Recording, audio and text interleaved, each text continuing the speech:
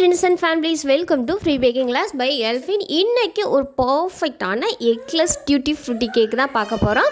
இது சிம்பிளாக செஞ்சிடலாம், அதே நேரத்தில் ஈஸியாகவும் பர்ஃபெக்டாகவும் எக்கு கேக்கு எந்த அளவுக்கு டேஸ்ட்டாக இருக்குமோ அதே மாதிரி எக்லெஸ் வெர்ஷன்லேயும் நம்ம பண்ண முடியும்.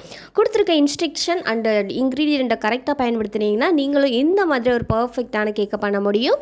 அது மட்டும் இல்லாமல் நீங்கள் ஃப்ரீயாகவே பேக்கிங் கற்றுக்கணுமா, பேக்கிங் கற்றுக்க ஆவலாக இருந்து பக்கத்தில் கிளாஸஸ் இல்லையா, ஜஸ்ட்டு எங்கள் சேனலை சப்ஸ்கிரைப் பண்ணி ஃப்ரீ பேக்கிங் கிளாஸில் ஜாயின் பண்ணிக்கோங்க. இது முற்றிலும் இலவசமாக வழங்கக்கூடிய ஒரு கேக் பயிற்சி வகுப்பு. இதுக்கு நீங்கள் எந்த ஒரு ஃபீஸும் கட்ட தேவையில்லை, எந்த ஒரு எஜுகேஷன் குவாலிஃபிகேஷனும் தேவையில்லை. ஜஸ்ட்டு சேனலை மட்டும் சப்ஸ்கிரைப் பண்ணால் போதும். சம்மந்தமான அனைத்து வகையான கிளாஸஸ் எல்லாமே அடித்தளத்திலிருந்து ஹை லெவல் வரைக்கும் எல்லாமே 77 கிளாஸஸாக வந்து நம்ம சேனலில் அப்லோட் பண்ணியிருக்கோம். தேவைப்படுறவங்க சேனலோட லோகோவை கிளிக் பண்ணிங்கன்னா 77 கிளாஸஸும் வரிசைக்காக வரும். தேவைப்படுறவங்க அதை செக் பண்ணி பாருங்கள். உங்களுக்கு பேக்கிங் கற்றுக்க இன்ட்ரெஸ்ட் இருந்துச்சுன்னா அது உங்களுக்கு ஹெல்ப்பாக இருக்கும். ஒரு ஈரமில்லாத பவுலில் 250 ml கப்பில் 1.5 கப் அளவு மைதா எடுத்திருக்கேன். ஒரு கப் 120 கிராம், அரை கப்புங்கிறது 60 கிராம், டோட்டலாக 180 கிராம் அளவு மைதா எடுத்திருக்கேன். இது கூடவே 1 டீஸ்பூன் அளவு பேக்கிங் பவுடர் எடுத்துக்கோங்க. நான் வந்து 2 1/2 டீஸ்பூனாக எடுத்திருக்கேன். நீங்கள் டோட்டலாக 1 டீஸ்பூன் அளவு எடுத்தால் மட்டும் போதும். இது கூடவே அரை டீஸ்பூன் பேக்கிங் சோடா, ஒரு பிஞ்ச் அளவுக்கு உப்பு சேர்த்துட்டு இது எல்லாம் ட்ரை இன்க்ரீடியண்ட்டும் மிக்ஸ் ஆகிற அளவுக்கு ஒரு விஸ்க் வச்சு கலந்து எடுத்துக்கலாம். கலந்து எடுத்ததுக்கப்புறம் நம்ம வந்து இதை ஒரு ஓரமாக வச்சிடலாம். இன்னொரு பெரிய பவுல் எடுத்துக்கோங்க. இதில் வந்து 250 ml கப்பில் அரை கப் அளவு வாசனை இல்லாத எண்ணெய் எடுத்துக்கோங்க. அதாவது நான் கோல்டு வின்னர் எடுத்துருக்கேன். நீங்கள் வந்து உருக்குன வெண்ணெயை கூட சூடு ஆறுனதுக்கப்புறம் அரை கப் அளவு எடுத்துக்கோங்க. அதாவது 125 ml அளவு. பொடி பண்ணாத சர்க்கரை வந்து 250 ml கப்பில் 3/4 கப் அளவு எடுத்துக்கோங்க. 150 கிராம் அளவு சர்க்கரை எடுத்திருக்கேன். இது கூடவே தயிர் 250 ml கப்பில் 3/4 கப் அளவு தயிர் எடுத்துக்கோங்க. தயிர் வந்து ரூம் டெம்பரேச்சரில் இருக்கணும், ஜில்லுன்னு இருக்கக்கூடாது. போனதுக்கப்புறம் தான் நீங்கள் வந்து பயன்படுத்தணும், அப்போ தான் பெட்டர் ரிசல்ட் கிடைக்கும். இது கூடவே 1 டீஸ்பூன் அளவு வெண்ணிலா எசன்ஸ் வந்து நான் சேர்த்துக்கிறேன். இந்த எல்லா பொருளையும் சேர்த்ததுக்கப்புறம் நம்ம ஒரு விஸ்க் வச்சு நல்லா கலந்து எடுத்திங்கன்னா அந்த சர்க்கரை கரைஞ்சி நல்ல ஒரு திக்கான பக்குவத்தில் ஒரு பேட்டர் வந்து நம்மளுக்கு ரெடியாகி கிடைக்கும். பயன்படுத்தணுங்கிற அவசியம் இல்லை, வந்து விஸ்கிலே நம்ம வந்து இதை வந்து சிம்பிளாக கலந்து எடுத்துக்கலாம். ஸோ வந்து பீட்ரு யூஸ் பண்ண வேண்டாம். இப்போ இதை கலந்து எடுத்ததுக்கப்புறம் இந்த டெக்ஸ்சர் எப்படி இருக்கும்னா, கண்டென்ஸ்டு மில்க் எந்த டெக்ஸ்சரில் இருக்குமோ அந்த மாதிரி இருக்கும். ஸோ வந்து இந்த மாதிரி ரெடி ஆனதுக்கப்புறம் மைதா, பேக்கிங் பவுடர், பேக்கிங் சோடா, உப்பெல்லாம் கலந்து வச்சுருக்கோம்ல, அந்த பேட்டரை வந்து நம்ம சல்லடை வச்சு டைரெக்டாக வந்து சளிச்சு எடுத்துக்கலாம். ஏன்னா பேக்கிங் சோடா வந்து எப்போதுமே கட்டி கட்டியாக ஃபார்ம் ஆயிரும். ஸோ வந்து அதை உடச்சி விட்டுட்டு நல்லா வந்து எல்லா இடத்துலையும் அந்த பேக்கிங் சோடா படுற அளவுக்கு நம்ம வந்து கலந்து எடுத்துக்கணும். அதுதான் இம்பார்ட்டண்ட்டான விஷயம். ஸோ வந்து இந்த மாதிரி கட்டி கட்டியாக இருக்கிறத வந்து நல்லா கலந்து எடுத்துக்கலாம். கலந்து எடுத்துட்டு ஒரு விஸ்க் பயன்படுத்தி மறுபடியும் எல்லா பேட்டரையும் ஒரு சேர்கிற அளவுக்கு நம்ம வந்து கலந்து எடுத்துட்டு ஒரு திக்கான பக்குவத்தில் வந்து இந்த பேட்டரை வந்து இருக்கும். கொஞ்சம் லூஸாக இல்லாமல் கொஞ்சம் திக்காக இருக்க மாதிரி. இதில் வந்து காய்ச்சி ஆற வச்ச பால் வந்து 250 ml கப்பில் 1/4 கப் அளவு சேர்த்துருக்கேன். கண்டிப்பாக காய்ச்சி ஆற வச்ச பாலை தான் சேர்க்கணும். அப்போ தான் ஒவ்வொரு டைமும் பால் கெட்டிருக்கா கெடலையாங்கிறது காய்ச்சினா மட்டும்தான் தெரியும்.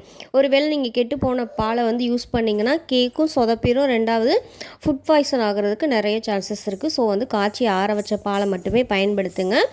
இப்போ ஒரு டின்னில் நீங்கள் வந்து பட்டர் பேப்பர் இல்லாதவங்களுக்காக இதை சொல்கிறேன். ஒரு டின்னில் ஆயில் அப்ளை பண்ணிவிட்டு இந்த மாதிரி மைதா மாவு மட்டும் அந்த ஆயில் தேய்ச்சிருக்க இடத்துலலாம் படுற மாதிரி நல்லா ஸ்ப்ரெட் பண்ணிவிட்டு அதை கூட பயன்படுத்தலாம். ஏன்னா நான் இன்றைக்கி சைடில் பட்டர் பேப்பர் போடலை, அடியில் மட்டும் பட்டர் பேப்பர் போட போகிறேன். ஸோ வந்து அதனால் இந்த மெத்தடை வந்து நான் உங்களுக்கு சொல்லி காமிக்கிறதுக்காக செஞ்சுருக்கேன். இப்போ 100 கிராம் அளவு டியூட்டி ஃப்ரூட்டி எடுத்துருக்கேன். அதில் வந்து 2 டேபிள் ஸ்பூன் அளவு மைதா சேர்த்து கலந்து எடுத்துக்கலாம். 100 கிராம்ங்கிறது நீங்கள் அரை கப் அளவு எடுத்திங்கன்னா கரெக்டாக இருக்கும். 250 ml கப்பில் அரை கப் டியூட்டி ஃப்ரூட்டி எடுங்க. இதை வந்து இந்த மாதிரி மைதா மாவில் கோட் பண்ணிங்கன்னா தான் டியூட்டி ஃப்ரூட்டிலாம் அங்கங்கே அப்படியே நிற்கும், அடியில் போகாமல் செட்டில் ஆகாமல் இருக்கும். அதுக்காக தான் மைதா மாவில் கோட் பண்ணிவிட்டு நம்ம போடுறது. இந்த மைதா மாவில் கோட் பண்ணிவிட்டு நம்ம வந்து இந்த பேட்டரில் சேர்த்ததுக்கப்புறம் ஓவர் மிக்ஸ் பண்ணாமல் லைட்டாக இந்த மாதிரி ஜெண்டில் எல்லா இடத்துலையும் டியூட்டி ஃப்ரூட்டி வந்து மிக்ஸ் ஆகணும்.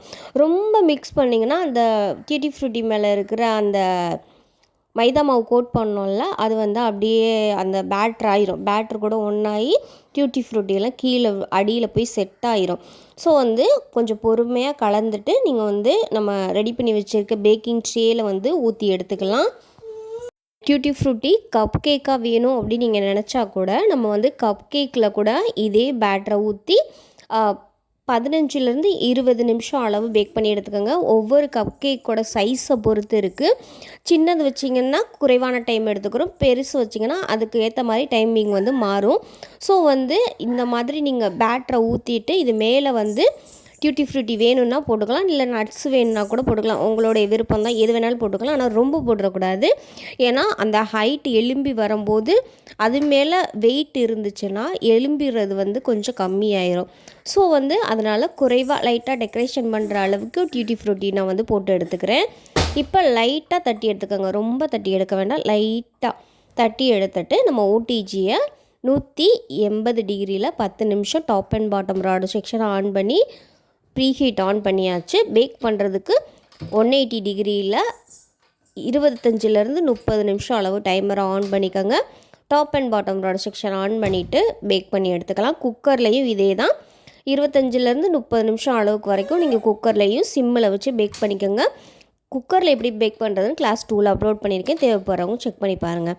இந்த கேக் கம்ப்ளீட்டாக ஆறுனதுக்கப்புறம் நம்ம வந்து டிமோட் பண்ணிக்கலாம். பாருங்கள் எந்த அளவுக்கு சாஃப்டாக இருக்குன்னு. மேலே எதுவும் பிசு பிசுலாம் ஒட்டவே ஒட்டாது. ஸோ வந்து கண்டிப்பாக நீங்கள் ட்ரை பண்ணுங்க. ஆயில் வந்து அதிகமாக சேர்த்திங்கன்னா மட்டும்தான் பிசு பிசுன்னு ஒட்டும். ஸோ கரெக்டான மெஷர்மெண்ட் சேர்த்திங்கன்னா கண்டிப்பாக ஒட்டாது. இதுலேயும் எண்ணெய் இல்லாமல் பட்ரு யூஸ் பண்ணிங்கன்னா இன்னும் வந்து பெட்டர் ரிசல்ட் கிடைக்கும். இப்போ வந்து இதை வந்து நம்ம டிமோல்ட் பண்ணிக்கலாம். பாருங்கள், நான் சுற்றி வந்து பட்டர் பேப்பர் போடலை, அதில் மைதா மாவு கோட் பண்ணல தான் எடுத்தேன். பாருங்கள் எவ்வளோ அழகாக வந்திருக்குன்னு. இப்போ அடியில் இருக்க அந்த பட்டர் பேப்பர் ரிமூவ் பண்ணி காமிக்கிறேன். நம்ம எக்கு கேக் எந்த அளவுக்கு பண்ணுவோமோ அதே அளவுக்கு டேஸ்ட்டும் பர்ஃபெக்ட்டும் டெக்ஸ்சருமே இருக்கும். ஸோ வந்து கண்டிப்பாக எல்லோரும் ட்ரை பண்ணி பாருங்கள். இது வந்து ரூம் டெம்பரேச்சரில் கரெக்டாக 4 டேஸ் வரைக்கும் நம்ம யூஸ் பண்ணலாம். ஃப்ரிட்ஜில் வச்சிங்கன்னா ஹார்டாகிரும். ரூம் டெம்பரேச்சரில் 4 டேஸ் வரைக்கும் நீங்கள் வச்சு யூஸ் பண்ணலாம். அதுவும் ஈரம் படாமல் ரொம்ப ஏர் டைட்டாக போட்டு மூடி வைக்காமல் காத்தோட்டமாக லைட்டாக மூடி திறந்து அந்த மாதிரி இருக்கிற மாதிரி பார்த்துக்கிட்டிங்கன்னா 4 டேஸ் இருக்கும். அதில் கை வச்சு ஓயாப்பில் எடுக்கிறது, அந்த கையில் இருக்க ஈரம் கேக்கில் படுறது, அதனால பூஞ்சை உருவாகிறது, அந்த மாதிரி சுச்சுவேஷனை வந்து நம்ம க்ரியேட் பண்ணாமல் கையில் ஒவ்வொரு டைம் எடுக்கும்போது கை ஈரம் இல்லாமல் சுத்தமாக இருக்கான்னு பார்த்துட்டு எடுத்திங்கன்னா ஸ்டோரேஜ் நாள் வந்து அதிகமாக இருக்கும். ஸோ பாருங்கள் எந்த அளவுக்கு பர்ஃபெக்டாக, எந்த அளவுக்கு டெக்ஸ்சராக, எவ்வளோ சாஃப்டாக வந்திருக்குன்னு. பிசு பிசுலாம் ஒட்டாது. ஸோ வந்து நீங்கள் எல்லோரும் பயப்படாமல் தாராளமாக இந்த ரெசிபியை வந்து நீங்கள் செஞ்சு பார்க்கலாம். செஞ்சு பார்த்துட்டு எங்களுக்கு வந்து ஃபீட்பேக் சொல்லுங்கள். எங்களுடைய சேனல் உங்களுக்கு பிடிச்சிருந்துச்சுன்னா லைக் பண்ணுங்கள், ஷேர் பண்ணுங்கள், கமெண்ட் பண்ணுங்கள், சப்ஸ்கிரைப் பண்ணுங்கள். பக்கத்தில் இருக்க பெல் ஐக்கானை கிளிக் பண்ணி ஃப்ரீ பேக்கிங் கிளாஸில் ஜாயின் பண்ணிக்கோங்க. இது முற்றிலும் இலவசமாக வழங்கக்கூடிய ஒரு கேக் பயிற்சி வகுப்பு. இதுக்கு நீங்கள் எந்த ஒரு ஃபீஸும் கட்ட தேவையில்லை, எந்த ஒரு எஜுகேஷன் குவாலிஃபிகேஷனும் தேவையில்லை. ஜஸ்ட்டு சேனலை சப்ஸ்கிரைப் பண்ணி ஃப்ரீ பேக்கிங் கிளாஸில் ஜாயின் பண்ணிக்கோங்க. Thank you for all.